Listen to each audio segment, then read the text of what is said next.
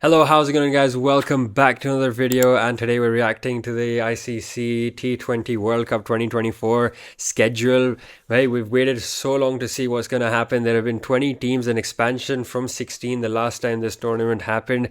India, Pakistan, Sri Lanka, South Africa, some of the teams in those kind of groups, and they've been divided into 4 groups of 5 each, in which 4 teams will qualify into the next round, and then they'll be split into 2 groups. Just to say, top 2 from each group will play each other in the semi-final and in the final. Very excited to see how the matches will be hosted, especially being in the West Indies as well as in the USA. Some of those matches, it has been reported by India Pakistan, could be played at New York, which is going to be an incredible sight to see how many fans turn up for that and how big of a game it'll become.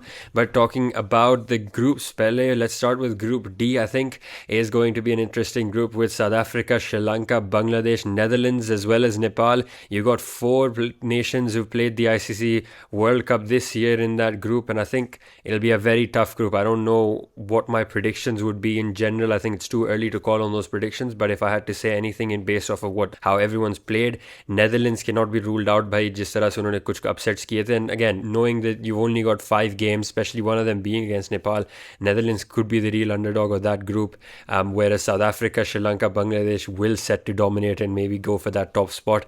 But if I think anyone who should make it out of that kind of group should have been South Africa, with the quality of players they have, the ability they have to play T20. And then on the other hand, Sri Lanka, they've just won the last edition, so they'll be looking to get their guns blazing as well.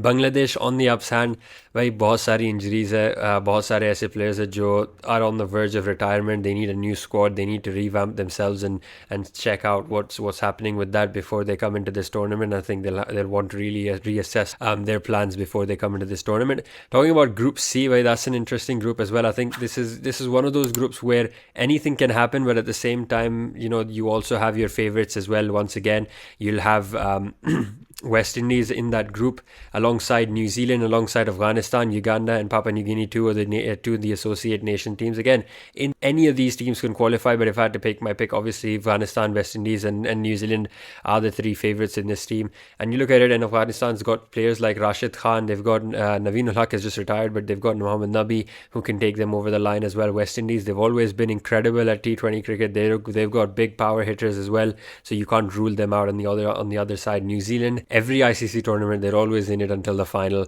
or the semi-final, and they've always performed, so you can't really rule them out. Again, a group that you cannot decide who will make it out and who will kind of be left behind.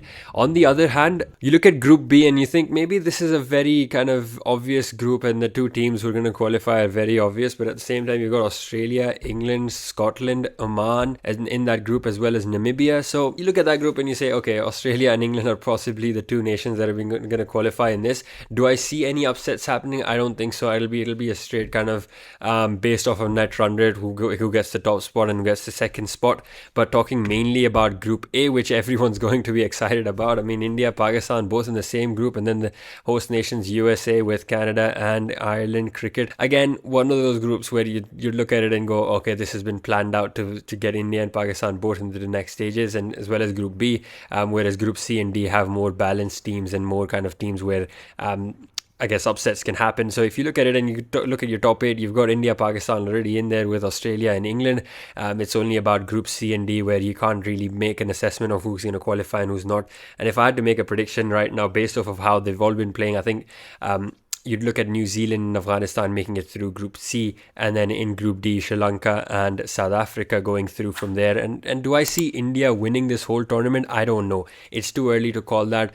The way India's played that T20 series against Australia right after the World Cup was incredible to see. The youngsters, especially Rinku Singh, is someone to watch out for. But at the same time, they're very much not prepared with the way Virat Kohli hasn't played any T20 games from 2022. Neither has Rohit Sharma, which is quite surprising. Being the captain of the team, you should be able to come in to play at least one or two matches here and there just to put in your contribution. Whereas Virat Kohli has completely said, right, if I get a chance, I get a chance. If I don't, I'm not too bugged about it. I'm more concentrating towards the longer format, especially in test matches. So yeah, it is what it is. We're gonna have to wait and watch and see how the squads pan out for that and how teams are gonna line up for that. Let us know what your thoughts are on this, and follow us for more cricket news on a daily basis.